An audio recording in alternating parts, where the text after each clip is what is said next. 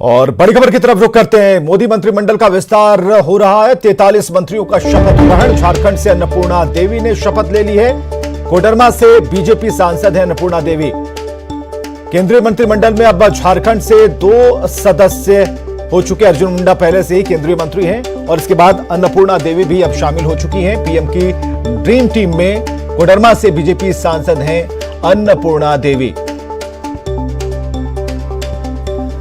PM Modi की नई team में झारखंड से एक और सांसद को जगह मिल गई। कोडरमा से बीजेपी सांसद अन्नपूर्णा देवी को मंत्रिमंडल में शामिल किया गया। राष्ट्रपति भवन के दरबार हॉल में अन्नपूर्णा देवी ने मंत्री पद की शपथ ली। 2019 के चुनाव से पहले इन्होंने आरजेडी का लालटेन छोड़ बीजेपी का कमल खिलाया था और कोडरमा सीट से जीत दर्ज की थी। लोकसभा चुनाव में जीत के बाद इन्हें संगठन में बड़ी जिम्मेदारी सौंपते हुए राष्ट्रीय उपाध्यक्ष बनाया गया था और अब केंद्रीय मंत्रिमंडल में जगह दी गई है।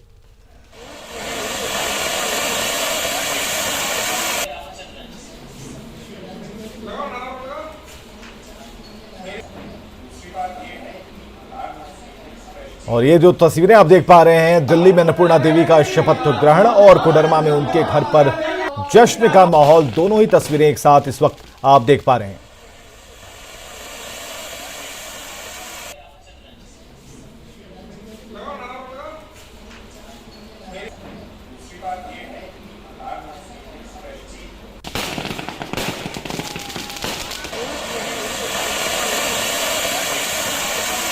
अन्नपूर्णा देवी ने मंत्री पद की शपथ ली है और अन्नपूर्णा देवी के आवास पर जश्न का माहौल और आतिशबाजी चल रही है। दोनों ही तस्वीरें एक साथ हम आपको दिखा रहे हैं।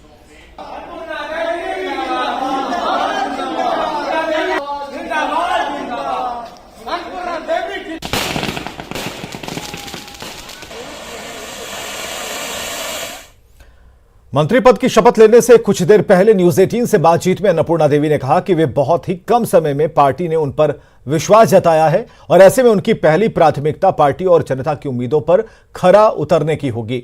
अन्नपूर्णा देवी ने कहा कि सबका साथ सबका विकास के मूल मंत्र के साथ बीजेपी आगे बढ़ रही है। सभी को भी बहुत बहुत धन्यवाद और सबसे पहले संगठन राष्ट्रीय अध्यक्ष जी को, आदरणीय संगठन महामंत्री जी को, आदरणीय प्रधानमंत्री जी को हम दिल से उनके प्रति आभार व्यक्त करते हैं कि बहुत विश्वास, बहुत कम समय में बहुत ही विश्वास उन्होंने हम पर जताया है। तो निश्चित रूप से जो विश्वास, जो भरोसा जताया है उस पर खरा उतरने का पूरा प्रयास करूंगी। केंद्र में मंत्री बनी है, लेकिन बिहार में अगर देखा जाए तो सरकार में आपका अनुभव रहा है, उसका कितना लाभ मिलेगा, कितना फायदा मिलेगा? जी, मैं इसलिए बताई कि आप लोगों का मार्गदर्शन लेंगे आज के बाद, फिर आप लोगों से बैठ के बातें करेंगे और मिलकर जो भी एक जवाबदेही हमें मिल रही है उस जवाबदेही को अच्छे ढंग से ईमानदारी के साथ हम पूरा करेंगे। भारतीय जनता पार्टी खास करके लगातार इस चीज़ को हम लोग देख रहे हैं कि महिलाओं को हर जगह, चाहे वो संगठन में हो, चाहे टिकट की बात करें हम या फिर मंत्रिमंडल में, हर जगह महिलाओं को प्राथमिकता भारतीय जनता पार्टी की ओर से मिलता रहा है और निश्चित रूप से आने वाले समय में हर लोगों को विश्वास भी है, भरोसा भी है। इसलिए एक पार्टी का जो मूल मंत्र है सबका साथ सबका विकास सबका विश्वास, निश्चित रूप से उस पर आगे बढ़े। तो मोदी सरकार पार्ट 2 में झारखंड को भी प्रतिनिधित्व मिला है। झारखंड से बीजेपी सांसद अन्नपूर्णा देवी को मोदी मंत्रिमंडल में जगह मिली है। 51 साल की अन्नपूर्णा देवी झारखंड की तेज तर्रार महिला नेता मानी जाती है। मात्र 30 साल की उम्र में बिहार से विधायक बनने वाली अन्नपूर्णा देवी का जन्म संयुक्त बिहार के उत्तरी छोटा नागपुर में हुआ था। बिहार झारखंड से 4 बार विधायक रही अन्नपूर्णा देवी झारखंड सरकार में राज्य मंत्री के साथ साथ कैबिनेट मंत्री का भी दायित्व संभाल चुकी हैं। साल 2019 में झारखंड की राजनीति में तब हलचल मच गई जब अन्नपूर्णा देवी ने राष्ट्रीय जनता दल के झारखंड प्रदेश अध्यक्ष के पद को लात मारते हुए बीजेपी ज्वाइन कर ली। बीजेपी ने भी इनाम के तौर पर अन्नपूर्णा देवी को पहले प्रदेश उपाध्यक्ष बनाया और फिर राष्ट्रीय उपाध्यक्ष। 2019 में ही अन्नपूर्णा देवी ने कोडरमा से लोकसभा चुनाव लड़ी और झारखंड के पहले मुख्यमंत्री बाबूलाल मरांडी को करीब 3 लाख मतों से करारी शिकस्त दे दी। अन्नपूर्णा देवी का मोदी की मंत्रिमंडल में शामिल होना झारखंड की महिलाओं के लिए किसी मिसाल से कम नहीं है। Bureau report, news 18। चलिए सीधे जुड़ते हैं, हमारे साथ हमारे सहयोगी अविनाश जुड़ चुके हैं झारखंड से। अविनाश, अन्नपूर्णा देवी यानी कि झारखंड से अब दो चेहरे शामिल हो गए हैं। प्रगति, विकास, इन सभी मापदंडों को लेकर इन्हें एक पॉजिटिव नजरों से देखा जा रहा है, कितना सही है और अभी क्या माहौल है? नहीं, आपने सही कहा और एक बड़ा दाव भी कह सकते हैं। अगर आप झारखंड की राजनीति के लिहाज से भी अगर आप देखें, अन्नपूर्णा देवी, जैसा कि हम लगातार बता रहे हैं अपने दर्शकों को कि राजनीति की शुरुआत उनकी राजद से हुई और यहाँ तक वो पहुंची। बीजेपी में 2019 में वो शामिल हुई, चुनाव लड़ती हैं, लोकसभा का चुनाव जीतती हैं और अब जिस तरह से एक बड़ा आप कह सकते हैं कि उनको तोहफा दिया गया है, केंद्रीय मंत्रिमंडल में वो शामिल हुई हैं, तो यह भी देखना होगा कि न सिर्फ महिलाएं बल्कि हम ये कहें कि यहाँ जो एक ओबीसी वोट बैंक है, उस वोट बैंक को भी साधने की एक कोशिश हुई है और बीजेपी ने एक तगड़ा आप कह सकते हैं कि इसमें सेंधमारी करने की कोशिश की है। दूसरी बात यह भी है कि बीजेपी के लिए भी अगर आप देखें झारखंड के अंदर महिलाओं के एक बड़े चेहरे के तौर पर भी, तो वो चेहरा आपको कहीं ना कहीं अन्नपूर्णा देवी के तौर पर सामने आता हुआ, उभरता हुआ आपको दिखेगा। जो इलाका है, कोडरमा का इलाका है, आप जानते हैं कि उस कोडरमा से ही इस वक्त जो बाबूलाल मरांडी बीजेपी में है, विधायक दल के नेता हैं, उन्हीं को अन्नपूर्णा देवी ने शिकस्त देते हुए 3 लाख से ज्यादा वोटों से शिकस्त देते हुए चुनाव जीता था। तो वो जो पूरा पट्टी है, जो बिहार से सटा हुआ जो इलाका है, जो कभी आरजेडी का एक गढ़ कहा जाता था, वो कोडरमा भी पहले गढ़ हुआ करता था, वो उस पूरे इलाके में अब अन्नपूर्णा देवी के बहाने, अन्नपूर्णा देवी के सहारे बीजेपी बहुत तेजी के साथ आगे बढ़ सकती है और उस इलाके में जो आरजेडी की स्थिति है वो समय के साथ अब कम और कमजोर होती हुई चली जा रही है। तो इसका एक फायदा आने वाले समय में मिलेगा। और तीसरा जो सबसे मजबूत मुझे लगता है, जो आने वाले समय में आप इसको देखेंगे भी, कि बीजेपी के लिए एक ऐसा चेहरा झारखंड की राजनीति में, एक दमदार चेहरा, एक दमदार महिला का चेहरा अब स्थापित होगा बीजेपी की तरफ से, जो शायद दूसरे राजनीतिक दलों के लिए आने वाले भविष्य में परेशानी पैदा कर सकता है। हाँ बिल्कुल। अविनाश, एक बात और भी जानना चाहिए, जैसा कि आपने अन्नपूर्णा देवी पर तीसरी बात आपने कही कि ठीक है, एक बड़े दांव के तौर पर इसे देखा जाए, लेकिन बीजेपी ने जिस तरीके से इसे एक माइंडसेट को चेंज करने की कोशिश की थी, जब रघुवर दास मुख्यमंत्री बनाए गए थे, किसी को कुछ पता नहीं था। तो अगर नेतृत्व की बात होती है, उसमें भी महिला नेतृत्व की बात होती है, तो क्या उस जिस बात की राजनीति की जाती है, जिस ट्राइब्स की बात की जाती है, क्या उसे एकदम से भुला देना सही होगा या फिर इसे प्रपोज करने में कहीं कोई दिक्कत बीजेपी को नहीं होगी? नहीं, बीजेपी के पास दोनों ही विकल्प खुले हैं। मुझे लगता है कि जिस तरह से हम लगातार कहते भी है कि राजनीति जो है संभावनाओं का समंदर है, तो इसलिए मुझे लगता है कि आने वाले समय में बीजेपी ने इस समंदर में गोते लगाने की पूरी तैयारी कर ली है और दोनों ही पहलू जो आप कह रहे हैं, दोनों ही तरफ से बीजेपी को फायदा मिलता हुआ अवश्य रूप से दिखता है। झारखंड में चूंकि बहुत कम समय हुए हैं, अगर आप अन्नपूर्णा देवी को देखें, वो सांसद बनी बीजेपी की टिकट पर चुनाव लड़ने के बाद, बहुत ज्यादा समय नहीं बीता है और इस वक्त अगर हम ये भी कहें कि उनकी सक्रियता भी बहुत ज्यादा संगठन के अंदर भी बहुत ज्यादा देखने को नहीं मिलती। अलग अलग कार्यक्रमों के बहाने कहें या पार्टी के स्तर पर उन्हें जिम्मेदारी देने की बात करें, हाँ वो राष्ट्रीय स्तर पर उन्हें एक पद जरूर दिया गया था, लेकिन अब उनकी गतिविधि बढ़ जाएगी। आपने देखा होगा कि हाल के दिनों में अर्जुन मुंडा किस तरह से लगातार सक्रिय हैं। ये सही बात है कि अर्जुन मुंडा की पॉलिटिक्स थोड़ी दूसरे तरह की होती है, वो थोड़ा स्टैंडर्ड पॉलिटिक्स करते हैं और केंद्र में भी उनकी एक अलग छाप है आदिवासी नेता के तौर पर भी। लेकिन जब अन्नपूर्णा देवी यहाँ झारखंड की राजनीति को आगे बढ़ाने की कोशिश करेंगी, एक केंद्रीय राज्य मंत्री के तौर पर जब उनका लगातार आना जाना लगा रहेगा, विकास योजनाओं के बहाने जब वो लोगों तक पहुंचेंगी, तब कहीं ना कहीं बीजेपी को राजनीतिक रूप से इसका फायदा जरूर मिलेगा। इससे आप इनकार नहीं कर सकते हैं। बहुत बहुत शुक्रिया अविनाश, हमसे बातचीत करने के लिए, तमाम जानकारियों के लिए। कोडरमा से सांसद अन्नपूर्णा देवी के बारे में एक बड़ी जानकारी अविनाश दे पा रहे थे। इसके अलावा कुछ तस्वीरें हैं उनकी आवाज से, जहां पर खुशी देखी जा रही है। लगातार लोग टीवी से चिपके हुए हैं। जब वो शपथ ले रही थी, तो उस समय के बाद जब ये उनका शपथ ग्रहण हो गया, उसके बाद लोगों ने उनके नारे लगाने शुरू कर दिए, आतिशबाजी हुई है और ये तस्वीरें हम आपको दिखा रहे हैं।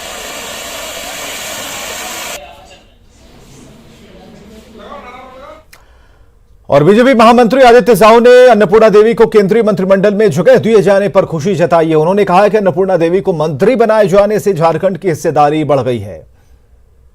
केंद्र में मंत्री बनाए जाने पर श्रीमती अन्नपूर्णा देवी जी को बहुत बहुत बधाई, शुभकामना। साथ ही केंद्रीय नेतृत्व और विशेषकर देश के यशस्वी प्रधानमंत्री आदरणीय नरेंद्र मोदी जी को, राष्ट्रीय अध्यक्ष आदरणीय जेपी नड्डा जी को और केंद्रीय गृह मंत्री श्री अमित शाह जी को झारखंड की जनता की ओर से, पूरे प्रदेश की इकाई की ओर से मैं हार्दिक अभिनंदन करता हूँ, स्वागत करता हूँ। श्रीमती अन्नपूर्णा देवी जी को केंद्रीय मंत्री बनाकर झारखंड को मान और सम्मान देने का काम किया है।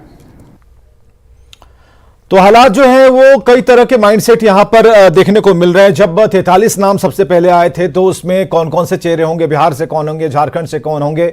अब अन्नपूर्णा देवी का नाम सामने आ रहा है तो 3 बातें तो अविनाश ने ही बताई, हमारे सहयोगी ने, कि क्या क्या हो सकता है और बीजेपी किस तरीके से अन्नपूर्णा देवी के काम में और भी गति देखना चाहती है। जिस तरीके से क्लास पॉलिटिक्स के लिए अर्जुन मुंडा जाने जाते हैं, उसी तरीके से अब अन्नपूर्णा देवी के काम की रफ्तार भी काफी बढ़ जाएगी। तो बिल्कुल एक सोच कर समझ कर बैठ कर लिया हुआ एक निर्णय इसे कहा जा सकता है। हमारे साथ जो पैनल है, शक्ति सिंह यादव जी मौजूद हैं, अफसर शमसी जी हमारे साथ मौजूद हैं और हमारे साथ ध्रुव कुमार जी मौजूद हैं। और इनसे बात शुरू करते हैं। सबसे पहले डॉक्टर ध्रुव, आप इसे किस तौर पर आप समझ पा रहे हैं, क्योंकि अभी तक जो झारखंड में और बिहार की जो स्थिति है उसमें एक माइंडसेट और माइंड गेम के तौर पर इसे देखा जा रहा है कि जो अभी 43 लोगों की लिस्ट है उसमें सबसे पहले तो वहां उन जगहों को देखा जा रहा है जहां चुनाव होने हैं। दूसरी बात यह देखी जा रही है कि जात बिरादर कैसे कैसे हम उसे बराबर कर सकते हैं, उससे संख्या को भी डिनोट कर रहे हैं। और जो एक झारखंड में अभी हमने बात की, आपने शायद सुना होगा अन्नपूर्णा देवी के बारे में, उसमें 3 गतिविधियां एक साथ मिलती हैं। एक तो महिला है और बीजेपी हमेशा चौंकाती है अपने फैसलों से, तो इस बार एक लाइन तो दिखती है यहां पर कि उन्हें कैबिनेट में जगह मिली, लेकिन आगे इसका आगे क्या खेल है, क्या गेम है, यह हम जरा आपसे समझेंगे। जी बिल्कुल बिल्कुल सही कहा विवेक जी आपने कि प्रधानमंत्री मोदी जी अपनी कार्यशैली से चौंकाते हैं। इस मंत्रिमंडल के विस्तार को भी अगर उस नज़रिए से देखा जाए तो सचमुच कई चौंकाने वाले, लेकिन उसके असर हैं, दूरगामी असर हैं। अगर हम इसको इस नज़रिए से देखें कि एक तो है कि यूपी चुनाव को लेके, अगर हम सीधे सीधे यूपी चुनाव को लेके अगर इस मंत्रिमंडल विस्तार को देखें, हालांकि बहुत दायरा कम करना होगा मंत्री विस्तार को यूपी चुनाव से जोड़ के देखना, लेकिन यूपी चुनाव में आप देखेंगे कि बिहार में जो मंत्रिमंडल के विस्तार में जो लोग, जिन लोगों को जगह मिली है वो कौन लोग हैं। देखिए झारखंड से भी अगर जोड़ के देखें तो शायद आपको मालूम है वो पिछड़ी जाति से हैं, यादव हैं अगर मैं खुल के बोलूँ तो कहीं ना कहीं से यूपी चुनाव में यादव पिछड़ी जाति का एक बड़ा फैक्टर है। बिहार में देखें आप तो आरसीपी आए हैं, आरसीपी पिछड़ी जाति से हैं, जिनका जिस कुर्मी जाति से आते हैं उसका भी उत्तर प्रदेश में बहुत, आप कह सकते हैं पिछड़ी जाति में बहुत दबदबा है पिछड़ी जातियों में।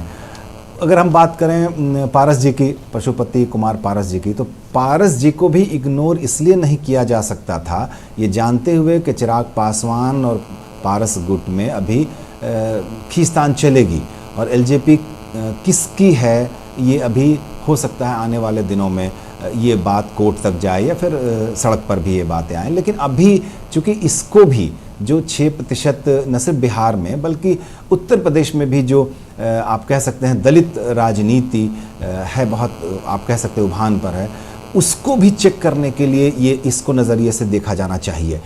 जो एक और बड़ी बात है वो है कि आर.के. सिंह, राजकुमार सिंह जी का जो प्रमोशन हुआ है यहाँ पर, उसको भी अगर आप यूपी चुनाव से जोड़ेंगे तो देखें ठाकुर बहुल इलाका है यूपी का एक खास इलाका में उनका वर्चस्व है।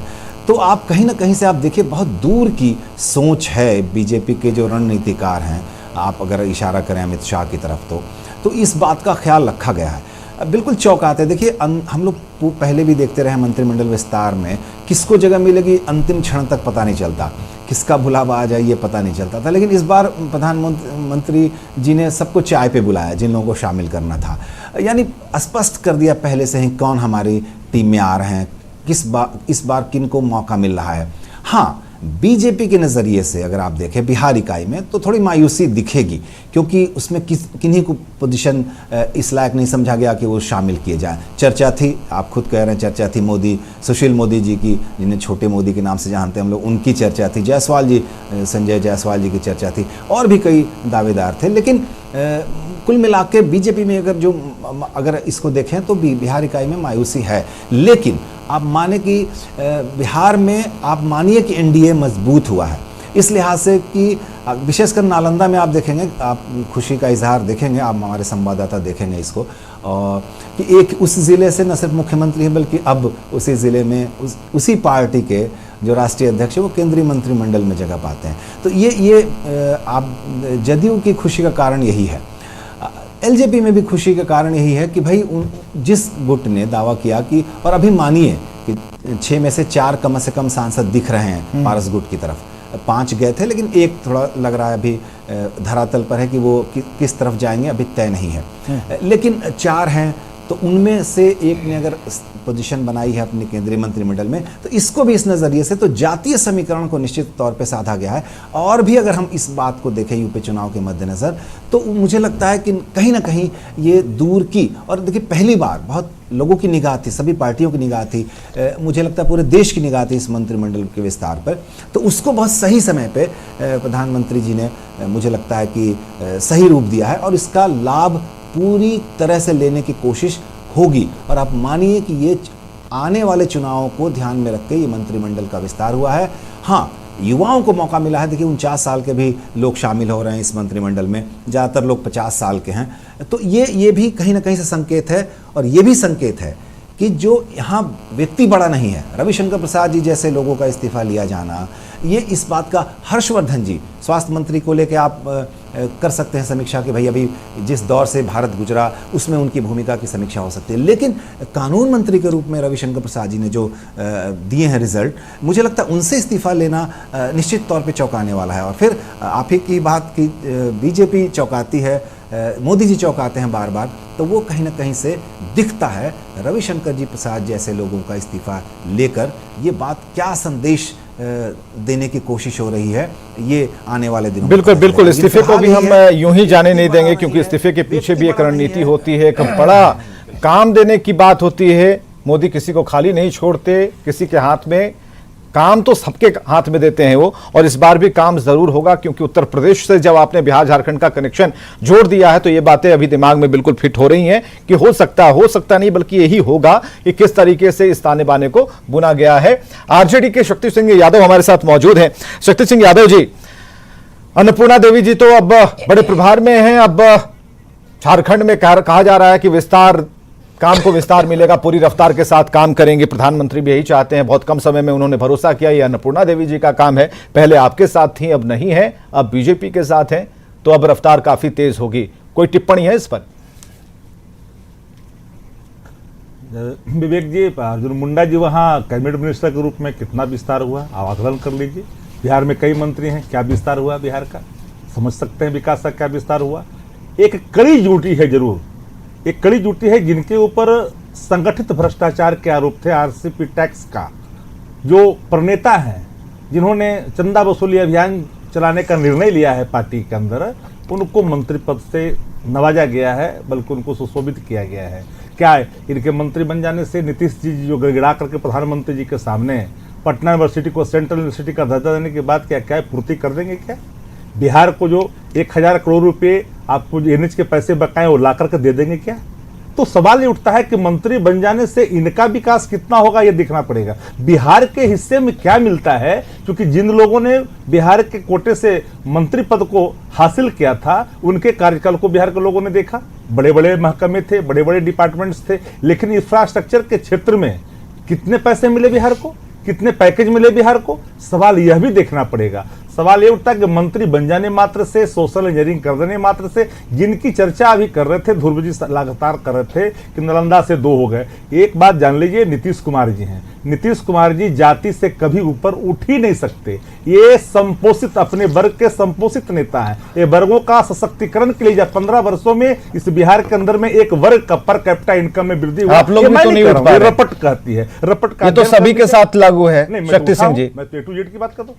नो, नहीं, मेरे यहाँ ऐसा है कि मेरे यहाँ ये नहीं लागू है। हमें लगता है कि आप कहीं निकल करके बाहर से देखिए, तब आपको समझ में आएगा कि हमारे यहाँ टोटलिटी की बात होती है। हम सिर्फ एक व्यक्ति का महिमा मंडन के लिए नहीं है, हम हैं सबकी बात करने के लिए है। हमारे मंत्रिमंडल में लेकिन समीकरण तो आप ही के यहाँ से जुड़ जाता है, इसे कोई नकार नहीं सकता। सबसे पहले आई के बाद तो माई आप ही ने कहा था। समीकरण जोड़ नहीं, हमें लगता है कि आपका ये वचन कहीं न कहीं दुर्भाग्यपूर्ण है। इसलिए है कि एक भी लाइन हमारे द्वारा या हमारे नेता के द्वारा एम भाई कहा है। हम तो सबकी बात करते हैं, वो हमारे एक स्तंभ हो सकते हैं, हम भी स्तंभ है, वो भी स्तंभ है, लेकिन हम सबकी सोशल इंपावरमेंट की बात किया। देखिए इस देश के अंदर में तीन रेवोल्यूशन है, आप उसको नकार नहीं सकते। लोहिया जी की सप्त क्रांति, लोकनायक की संपूर्ण क्रांति और लालू प्रसाद जी की सामाजिक क्रांति, इन क्रांतियों को कोई किसी रूप में नकार नहीं सकता। उसी का सशक्तिकरण का प्रतिफल है आज लोग जो देख रहे हैं पूरे देश की राजनीति में, जो कहीं ना कहीं स्थापित दिखते हैं और वो सर चढ़ करके बोल रहे हैं, कहीं ना कहीं वो अपने हक की बात करते हैं। यही ना सोशल आप चलिए शमशी साहब, आपकी जो सोशल इंजीनियरिंग है उसको बिल्कुल सिरे से खारिज कर रहे हैं आरजेडी के नेता। छोटी टिप्पणी शमशी साहब बता दो दीजिए। देखिए ऐसा है, Bharatiya Janata party with difference, Bharatiya Janata party with mission, और Bharatiya Janata party with ideological movement. जब हमारे कैप्टन देख रहे हैं कि हमारी टीम अच्छा कर रही है और हम किस तरह से और बेटर परफॉर्मेंस कर सकते हैं, उसी का नतीजा है कि ये जो कैबिनेट बना है और जो नए लोग हुए हैं, सबको लेकर के चलने की बात हुई है कि हम और बेहतर, अगर हम 300 रन से जीते हैं तो हम इनिंग डिफीट से कैसे जीत सकते हैं। हमारे देश के यशस्वी प्रधानमंत्री जी ने इस बात की चिंता की है और इसी बात की ये अलामत है कि आज का जो मंत्री परिषद का विस्तार हुआ है वो इस बात को दर्शाता है कि चाहे एजुकेशनिस्ट हो, युवा हो, महिला हो, पिछड़े हो। चलिए विस्तार आपने किया है तो आपके नजरिए को भी तरजीह देनी होगी, कुछ तो जरूर सोचा होगा इसके पीछे। समय की कमी है शक्ति सिंह यादव जी, नहीं तो हम आपका रिएक्शन जरूर लेते, लेकिन बात इतनी है कि जो आज एक नया रूप कैबिनेट को दिया गया है उसके पीछे एक जो सोच है। शक्ति सिंह यहाँ ठीक है, कंक्लूड कीजिए, बहुत छोटा। हाँ 10 सेकेंड। हाँ, क्या ये मंत्रिमंडल का विस्तार देश में बढ़ती महंगाई के पर विराम लगाने का वचन दे सकती है? क्या जो तेल के भाव बढ़े हैं, पकौड़े छानने के लायक भी देश के रोजगार नहीं रहे, इसका कोई इंश्योर कर सकता है? देश के अंदर में तेल 100 के पार हो गए, कड़वा तेल 200 पार हो गए, सारे लोग। लेकिन असफर शमशी जी, जो महंगाई पर सवाल शक्ति सिंह यादव जी का है, अगले डिस्कशन में इस पर आपको जवाब देना चाहिए, आप तैयारी करके आइएगा। बहुत बहुत शुक्रिया आप सभी का। ध्रुव जी आपका भी बहुत बहुत शुक्रिया। तो खबरें लगातार जारी हैं, आप बने रहिए हमारे साथ।